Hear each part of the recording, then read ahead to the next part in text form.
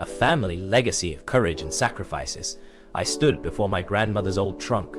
Now collecting dust in our attic, memories flooded my mind. It was her stories that taught me the value of freedom and the weight of oppression.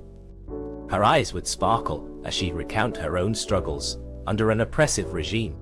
She'd tell me about her father, a brave man who dared to speak out against their ruler's tyranny.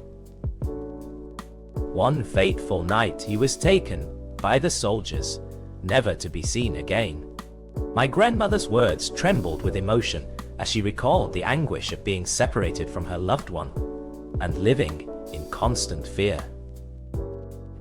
Her stories also spoke of those around us, our neighbors, who'd been silenced by threats and violence, their voices muffled like whispers in a crowded market. I remember asking my grandmother why some people didn't stand up against this oppression, and she'd say it's because they were afraid to lose everything, their homes, families, or even their lives. As I grew older, I saw these same patterns repeating themselves around the world, governments crushing dissent, voices being silenced, and dreams shattered.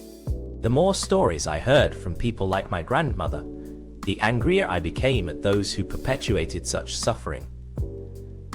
But it was her last words that still echo in my mind. Freedom is a flame that burns within each of us. We must fan it into a fire. Those words gave me hope, not just for myself, but for all those living under oppression.